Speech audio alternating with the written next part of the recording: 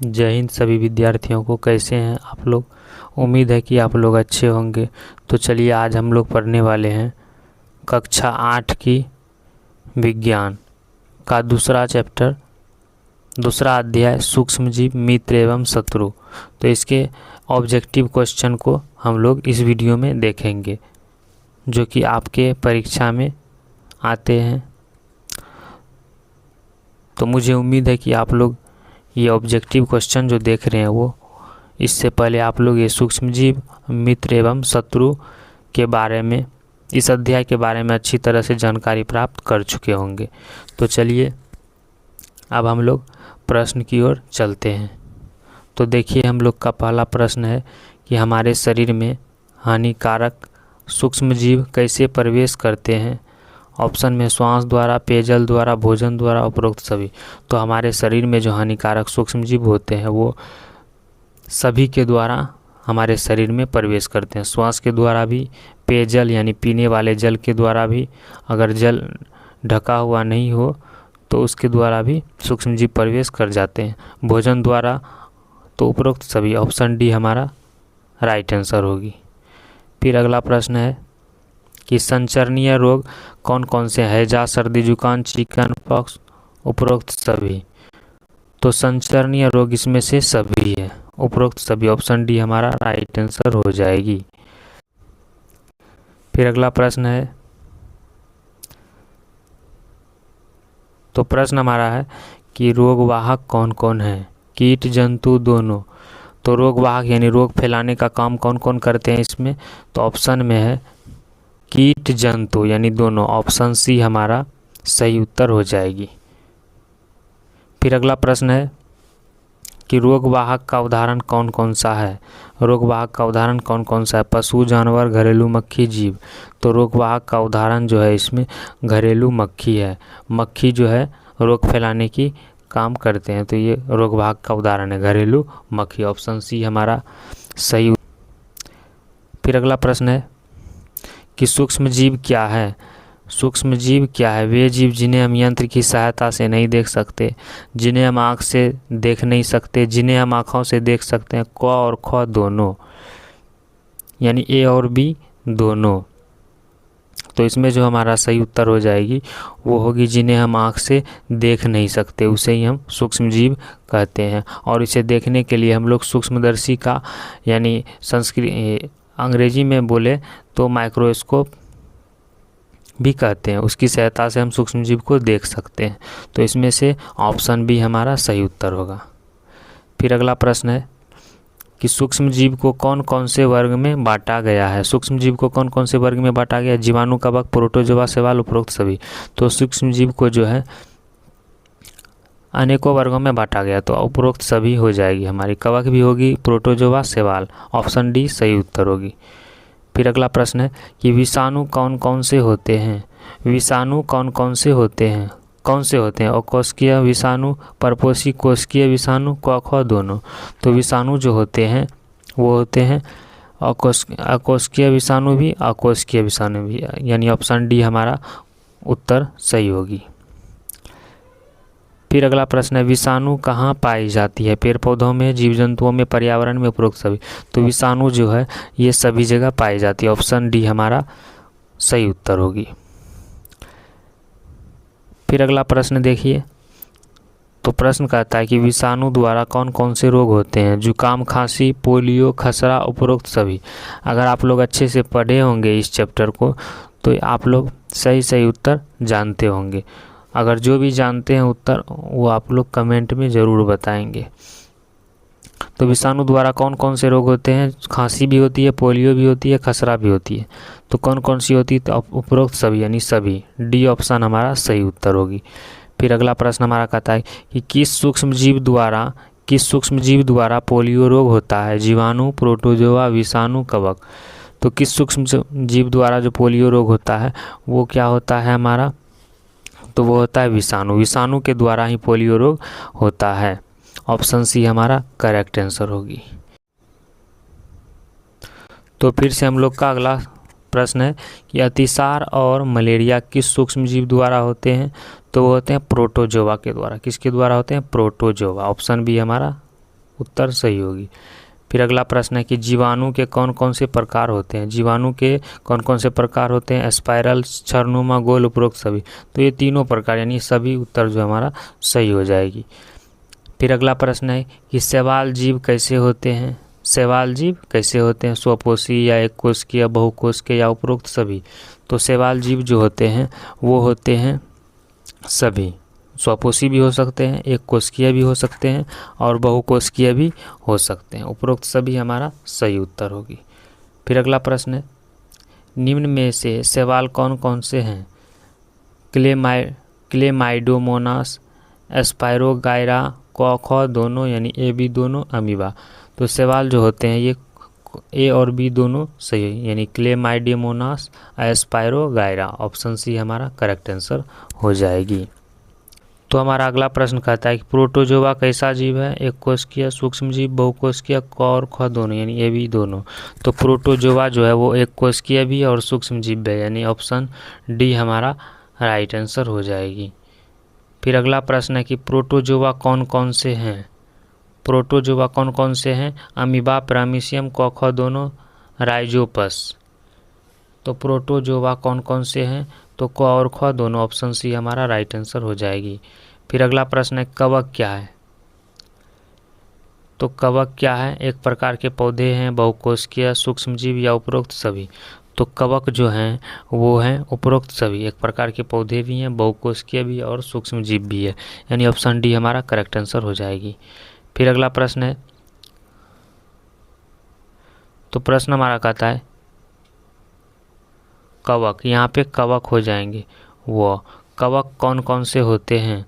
तो कवक जो होते हैं वो होते हैं राइजोपस ऑप्शन में है, पेनिसिलियम, एस्परजिलस, उपरोक्त सभी। तो उपरोक्त सभी हमारा उत्तर सही हो जाएंगे। फिर अगला प्रश्न है कार्बनिक अपशिष्ट क्या होते हैं? कार्बनिक अपशिष्ट क्या होते हैं? सब्जियों के छिलके, जंतु अवशेष, विष्ठा का अपघटन या उपरोक्त सभी। तो कार्बनिक अपशिष्ट जो होते हैं वो होते हैं उपरोक्त सभी। ऑप्शन डी हमारा सही उत्तर होगा। फिर अगला प्रश्न देखते हैं। तो प्रश्न हमारा है कि जीवाणु का उपयोग किसके लिए किया जाता है? औषधि उत्पादन ऑप्शन में है, कृषि, मृदा की उर्वरता की वृद्धि यानी मिट्टी की उर्वरता शक्ति को बढ़ाने के लिए ताकि फसल की उपज शक्ति जो हो, उपजे जो वो अधिक से अधिक मात्रा में उपजे। तो उपरोक्त सभी। ऑप्शन डी हमारा सही उत्तर हो जाएगी क्योंकि जीवाणु का उपयोग जो है इन तीनों में की जाती है। फिर अगला प्रश्न हमारा कहता है कि दही में क्या पाए जाते हैं? तो दही में आप लोग बहुत अच्छे से जानते होंगे तो जीवाणु पाए जाते हैं। कौन से जीवाणु पाए जाते हैं दही में? लैक्टोबैसिलस। लैक्टोबैसिलस किस में पाए जाते हैं? ये दही में। तो दही का जमना किस जीवाणु के कारण? लैक्टोबैसिलस के कारण। फिर अगला प्रश्न है दही में कौन सा जीवाणु? देखिए प्रश्न आ ही गया वो जिस प्रश्न का हम लोग को इंतजार थी। तो दही में कौन सा जीवाणु पाया जाता है?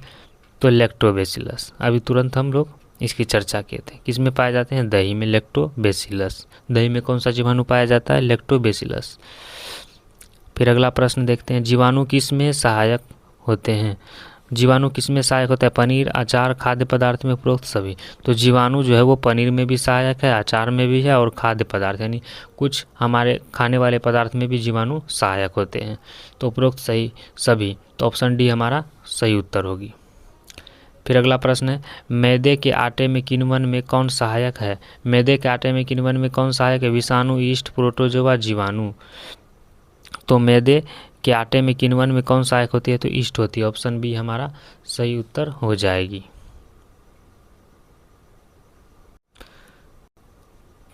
फिर हम लोग अगले प्रश्न की ओर चलते हैं। तो प्रश्न है चीनी के अल्कोहल में परिवर्तित करने के प्रक्रम का क्या नाम है?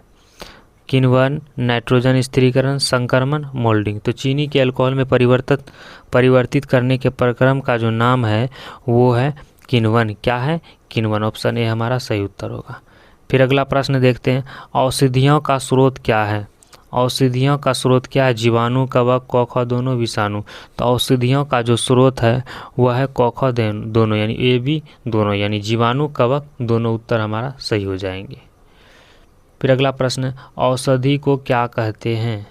औषधि को क्या कहते हैं? तो प्रश्न है औषधि को क्या कहते हैं? प्रतिजैविक, एंटीबायोटिक, क, ख दोनों, या इनमें से कोई नहीं। तो औषधि को जो हम लोग कहते हैं वो कहते हैं प्रतिजैविक भी बोलते हैं और एंटीबायोटिक भी कहते हैं। यानी हिंदी में हो गई प्रतिजैविक, अंग्रेजी में एंटीबायोटिक, क, ख दोनों, यानी ऑप्शन सी हमारा सही उत्तर हो जाएगी। फिर अगला प्रश्न है सामान्य प्रतिजैविक, सामान्य प्रतिजैविक यानी एंटीबायोटिक औषधियाँ कौन कौन सी है? स्ट्रेप्टोमाइसिन, टेट्रासाइक्लिन, एरिथ्रोमाइसिन, उपरोक्त सभी। तो उपरोक्त सभी ऑप्शन डी, ये सब जो है सामान्य प्रतिजैविक औषधियाँ, ऑप्शन डी हमारा सही उत्तर होगी। फिर अगला प्रश्न कहते हैं कि पशु आहार, पशु आहार मतलब पशु के खाने वाले वस्तु हैं। पशु आहार एवं कुक्कुट आहार में क्या मिलाए जाते हैं? कुक्कुट आहार बोले तो मुर्गियों के खाने का आहार, मुर्गियों को जो दाना दी जाती है उसी को कुक्कुट आहार कहते हैं। क्या मिलाए जाते हैं? सूक्ष्मजीव, प्रोटोजोआ, शैवाल या प्रतिजैविक। तो क्या मिलाए जाते हैं? तो प्रतिजैविक मिलाए जाते हैं। पशु आहार और कुक्कुट आहार में क्या मिलाए जाते हैं? प्रतिजैविक, ऑप्शन ए। फिर अगला प्रश्न है कि सर्दी जुकाम एवं फ्लू में प्रतिजैविक प्रभावशाली क्यों नहीं होते हैं? ऑप्शन में क्योंकि यह रोग विषाणु द्वारा होता है, क्योंकि यह रोग जीवाणु द्वारा होता है, क्योंकि यह रोग कवक द्वारा होता है, क्योंकि यह रोग शैवाल द्वारा होता है। तो सर्दी जुकाम एवं फ्लू में प्रतिजैविक प्रभावशाली क्यों नहीं होता है? तो इसका सही उत्तर होगी ये, क्योंकि यह रोग विषाणु द्वारा होता है, ऑप्शन ए हमारा राइट आंसर होगी। फिर अगला प्रश्न है, तो प्रश्न कहते हैं जब रोग कारक सूक्ष्मजीव हमारे शरीर में प्रवेश करते हैं तो उनसे लड़ने के लिए हमारा शरीर क्या करता है? हार्मोन, लार, रस, प्रतिरक्षी। तो हमारा शरीर क्या करता है? तो प्रतिरक्षी यानी अपने आप रक्षा करते हैं शरीर का, शरीर जीवाणुओं से लड़ने का काम करते हैं, तो प्रतिरक्षी, ऑप्शन डी हमारा जो होगा वो सही उत्तर हो जाएगी। फिर अगला प्रश्न है कि जब रोग कारक सूक्ष्मजीव हमारे शरीर में प्रवेश करते हैं तो उनसे लड़ने के लिए हमारा शरीर क्या करता है? और ये क्वेश्चन रिपीटेड हो गई तो इस क्वेश्चन को हम लोग छोड़ देते हैं। तो चलिए क्वेश्चन देखते हैं फिर से। अगला, जल, वायु, भोजन अथवा कायिक संपर्क के द्वारा रोग संक्रमित व्यक्ति के स्वस्थ व्यक्ति में फैलता है, वह क्या कहलाता है? संचरणीय रोग और संचरणीय उपार्जित रोग, क, ख दोनों। तो ये कहलाती है संचरणीय रोग। कौन सा रोग? संचरणीय रोग, ऑप्शन ए हमारा सही उत्तर होगी। फिर अगला प्रश्न कहता है कि वैक्सीन क्या है? वैक्सीन क्या है? दवाई है या कैप्सूल है, टीका है या उपरोक्त सभी? तो वैक्सीन जो है वो है उपरोक्त सभी, दवाई भी है, कैप्सूल भी है और टीका भी है, ऑप्शन में है। फिर अगला प्रश्न है कि वैक्सीन का उपयोग किस रोग के लिए किया जाता है? हैजा, चेचक, हेपेटाइटिस, उपरोक्त सभी। तो वैक्सीन का जो उपयोग किया जाता है वो किया जाता है उपरोक्त सभी के लिए, ऑप्शन डी हमारा सही उत्तर होगा। फिर अगला प्रश्न है कि चेचक के टीके की खोज किसने की थी? आप लोग जरूर पढ़े होंगे, Louis Pasteur, Edward Jenner, Robert Hooke ने, रॉबर्ट ब्राउन ने। तो चेचक के टीके की जो खोज की थे वो किए थे एडवर्ड जेनर ने। किसने किए थे चेचक के टीके की खोज? एडवर्ड जेनर, ऑप्शन बी हमारा सही उत्तर होगी। फिर अगला प्रश्न है कि बच्चों को पोलियो से बचाने के लिए क्या दिया जाता है? Polio drop, polio capsule, injection, polio की गोली। तो बच्चों को पोलियो से बचाने के लिए क्या दिया जाता है? आप लोग याद कीजिए, बचपन में जो है 5 वर्ष तक आप लोग को पोलियो पिलाई जाती थी, ड्रॉप। तो ऑप्शन ए हमारा सही उत्तर हो जाएगी। फिर अगला प्रश्न है कि नाइट्रोजन का संवर्धन किस में होता है? पौधों में, जीवों में, मृदा में, जंतुओं में। तो नाइट्रोजन का जो संवर्धन होता है वह होता है मृदा में। किस में होती है? मृदा में, ऑप्शन सी हमारा सही उत्तर होगी। फिर अगला प्रश्न हमारा कहता है, तो प्रश्न कहता है कौन वायुमंडलीय नाइट्रोजन का स्थिरीकरण करके मृदा की उर्वरता में वृद्धि करने में सहायक है? जीवाणु, नीले हरे शैवाल, क, ख दोनों, कवक। तो ऑप्शन सी हमारा सही उत्तर हो जाएगी। फिर अगला प्रश्न है कि फल सब्जियों का विघटन होने से क्या बनता है? कचरा, खाद, कूड़ा, गले सड़े पदार्थ। तो फल सब्जियों का जब विघटन हो जाती है, जैसे कहीं पे फेंक देते हैं ज़मीन पे, तो क्या बन जाता है? कचरा बनता है, खाद, कूड़ा या सड़े गले पदार्थ, तो वो सड़े गले पदार्थ बन जाते हैं विघटन होके। तो ऑप्शन डी हमारा, ऑप्शन बी खाद बन जाते हैं। फल सब्जियों का विघटन जब सड़ के वो मिट्टी में मिल जाती है तो वो क्या बन जाती है, खाद बन जाती है। ऑप्शन बी हमारा सही उत्तर हो जाएगी। फिर अगला प्रश्न है कि रोग उत्पादन करने वाले सूक्ष्म जीव को क्या कहते हैं? रोगाणु, रोगजनक, विषाणु, कौखा दोनों। तो रोग उत्पादन करने वाले सूक्ष्म जीव को जो कहते हैं वो क्या कहते हैं? तो वो कहते हैं, रोगाणु भी कहते हैं, रोगजनक भी कहते हैं और विषाणु भी कहते हैं, क्योंकि ये रोग को उत्पन्न करते हैं। क ऑप्शन डी में है क और ख दोनों। तो इसमें से सही उत्तर जो होगी वो क और ख दोनों होगी, यानी रोगाणु भी होगी और रोगजनक। ऑप्शन डी हमारा सही उत्तर होगा। फिर अगला प्रश्न है कि हानिकारक सूक्ष्मजीव किनको प्रदूषित करते हैं? हानिकारक सूक्ष्मजीव किनको प्रदूषित करते हैं? तो आप लोग बहुत अच्छे से पढ़े होंगे, कक्षा में जब आप लोग को पढ़ाई जा रही होगी तो उसमें आप लोग सुने होंगे। तो हानिकारक सूक्ष्मजीव जो है किसको किसको प्रदूषित करते हैं? तो भोजन को भी करते हैं, कपड़े भी हो जाते हैं, चमड़े की वस्तुएं भी, उपरोक्त सभी। तो इसमें से जो हमारी सही उत्तर होगी वो डी, सभी प्रदूषित हो जाते हैं हानिकारक सूक्ष्मजीव से। फिर अगला प्रश्न है कि मलेरिया किस मच्छर से फैलता है? इस प्रश्न का उत्तर जो है आप लोग कमेंट बॉक्स में देने की कोशिश करेंगे। आप लोग बहुत अच्छे से पढ़े होंगे और जानते भी होंगे कि मलेरिया किस मच्छर से फैलता है। ये क्वेश्चन आपके हवाले है, आप लोग इस क्वेश्चन का आंसर जो है कमेंट बॉक्स में देने की कोशिश करें। फिर तो चलिए अब हम लोग का फिर से एक नया सवाल कि जीवाणु से फैलने वाला रोग कौन सा है? क्षय रोग, खसरा, मलेरिया, डेंगू। तो जीवाणु से फैलने वाले रोग कौन से हैं? तो वो रोग हैं हमारा, तो रोग है क्षय रोग। जीवाणु से फैलने वाला रोग कौन सा है? क्षय रोग। फिर अगला प्रश्न देखते हैं, तो अब है वायरस से फैलने वाले रोग कौन से? वायरस यानी विषाणु से फैलने वाले रोग कौन से? तो वायरस से फैलने वाले रोग कौन कौन से? ऑप्शन में हेपेटाइटिस ए, पोलियो, खसरा, उपरोक्त सभी। तो वायरस से फैलने वाले रोग जो है इसमें से सभी हैं। ऑप्शन डी हमारा सही उत्तर होगा। फिर अगला प्रश्न है कि हैजा रोग का कारक सूक्ष्मजीव कौन सा है? यानी हैजा रोग जो होती है वो कौन से सूक्ष्मजीव के द्वारा होते हैं?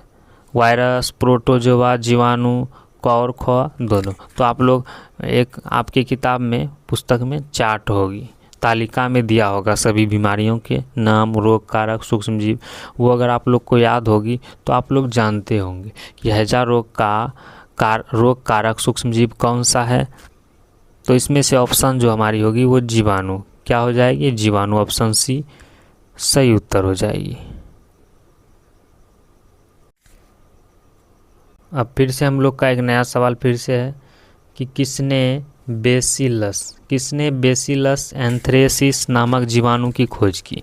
ऑप्शन में Robert Hooke, Robert brown, Robert Koch, Louis Pasteur. तो किसने बेसिलस एंथ्रेसिस नामक जीवाणु की खोज की थी? तो वो किए थे कौन? तो रॉबर्ट कोच ने किए थे। कौन किए थे? Robert Koch. ऑप्शन सी हमारा सही उत्तर होगा। फिर अगला प्रश्न है कि बेसिलस एंथ्रेसिस नामक जीवाणु किस रोग का कारक है? तो बेसिलस एंथ्रेसिस नामक जीवाणु जो है वो किस का कारक है? तो एंथ्रेक्स है। एंथ्रेक्स किस रोग का कारक है? एंथ्रेक्स। ऑप्शन ए हमारा उत्तर सही हो जाएगी। फिर अगला प्रश्न है एंथ्रेक्स रोग किन में होता है? तो एंथ्रेक्स रोग जो होता है वो किन में होता है? मनुष्य, मवेशियों, क ख दोनों, पौधों में। तो एंथ्रेक्स रोग जो होता है वो आप लोग पढ़े होंगे। तो वो जो होते हैं एंथ्रेक्स रोग वो होते हैं मनुष्य में भी होते हैं और मवेशियों में भी होते हैं, मनुष्य में भी और मवेशी। तो ऑप्शन सी हमारा सही उत्तर हो जाएगी। फिर से अगला प्रश्न है एक, तो पादप रोग कौन कौन से? यानी पादप रोग यानी पौधे में भी रोग होते हैं सूक्ष्म जीव के द्वारा। तो वो कौन कौन से? नींबू कैंसर, गेहूं की रस्ट, भिंडी की पित्त, उपरोक्त सभी। तो पादप रोग इनमें से सभी हैं। ऑप्शन डी जो होगी हमारी सही उत्तर होगा। फिर अगला प्रश्न है कि नींबू कैंसर किस सूक्ष्म जीव से होता है? जीवाणु, कवक, शैवाल, विषाणु। तो नींबू कैंसर जो होती है वो किस सूक्ष्म जीव के द्वारा होती है? तो वो होती है जीवाणु के द्वारा। किसके द्वारा? जीवाणु के द्वारा। फिर अगला प्रश्न है कि गेहूं की रस्ट किस सूक्ष्म जीव से होता है? गेहूं की रस्ट किस सूक्ष्म जीव से होता है? जीवाणु, कवक, शैवाल, विषाणु। तो गेहूं की जो रस्ट होती है वो होती है कवक के द्वारा। किसके द्वारा होती है? कवक के। ऑप्शन बी हमारा सही उत्तर होगा। फिर से अगला प्रश्न है कि भिंडी की पित्त किस सूक्ष्म जीव से होता है? जीवाणु, कवक, शैवाल, विषाणु। तो भिंडी की पित्त जो होती है वो विषाणु के कारण होती है। ऑप्शन डी हमारा सही उत्तर होगा। फिर अगला प्रश्न देखते हैं। तो प्रश्न हमारा कहता है कि विषैले पदार्थ भोजन को क्या बना देते हैं? गंदा, असंतुलित, विषाक्त, इनमें से कोई नहीं। तो विषैले पदार्थ जो है भोजन को विषाक्त बना देते हैं। विषाक्त बोले तो विष के समान जो है वो बना देते हैं विषैले पदार्थ। तो इसमें से हमारा ऑप्शन सी सही उत्तर हो जाएगी। फिर से अब एक नया सवाल है कि खुले व नम स्थान पर रखी ब्रेड पर कौन आक्रमण कर देते हैं? कवक, जीवाणु, विषाणु, शैवाल। तो खुले व नम स्थान पर रखी ब्रेड पर आप देखे होंगे, अगर आप लोग दुकान में गए होंगे तो उसमें से कुछ अलग तरह से उजला उस पर परत जम जाती है। तो वो कौन आक्रमण कर देते हैं? कवक, जीवाणु, विषाणु या शैवाल। तो उस पर जो है कवक आक्रमण कर देते हैं। ऑप्शन ए हमारा सही उत्तर होगा। फिर अगला प्रश्न है कि भोजन का संदूषण कैसी अभिक्रिया है? भौतिक है, रासायनिक, क दोनों या जैविक।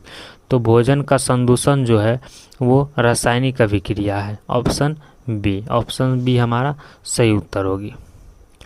फिर से अगला प्रश्न है कि सूक्ष्म जीव की वृद्धि रोकने के लिए किसका उपयोग किया जाता है? नमक, खाद, तेल, चीनी, उपरोक्त सभी। तो सूक्ष्म जीव की वृद्धि रोकने के लिए किसका उपयोग? नमक का। आप लोग देखेंगे अचार में नमक का, खाद, तेल का भी प्रयोग करते हैं अचार में, चीनी का भी हम लोग प्रयोग करते हैं। सूक्ष्म जीव की वृद्धि को रोकने के लिए किया जाता है।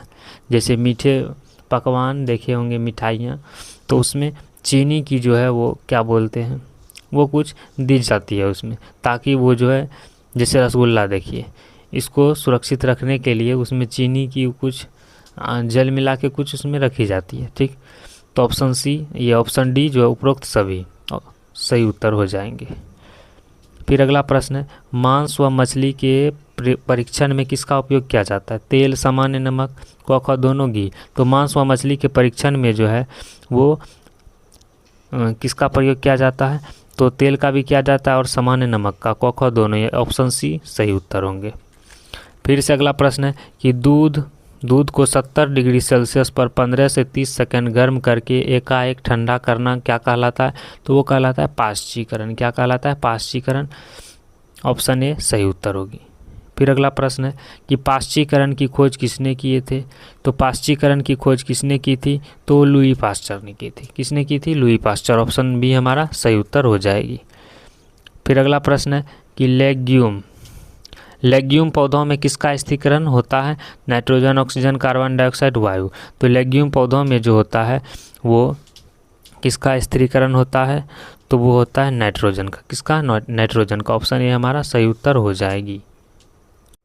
तो चलिए फिर से अब हम लोग का एक नया सवाल और यह अंतिम सवाल होगी, और इसी सवाल के बाद ये वीडियो समाप्त हो जाएगी। तो सवाल है हमारे वायुमंडल में कितने प्रतिशत नाइट्रोजन गैस हैं? तो हमारे वायुमंडल में कितने प्रतिशत नाइट्रोजन गैस हैं? ये भी प्रश्न आप लोग को ही बताना है, कमेंट में ज़रूर बताएंगे। और वो जो सवाल दिए थे एक, तो उसका जो सही उत्तर होगा उसका भी आप लोग कमेंट में देने की कोशिश करेंगे, तब हम समझ पाएंगे कि आप लोग कितने पढ़े हैं, कितने इस चैप्टर के बारे में जान रहे हैं। तो चलिए, अगर आप लोग इस चैनल पर पहली बार आए हैं तो इस चैनल को सब्सक्राइब ज़रूर करें। वीडियो पसंद आए तो लाइक और अपने दोस्तों को शेयर ज़रूर करें। धन्यवाद। जय हिंद।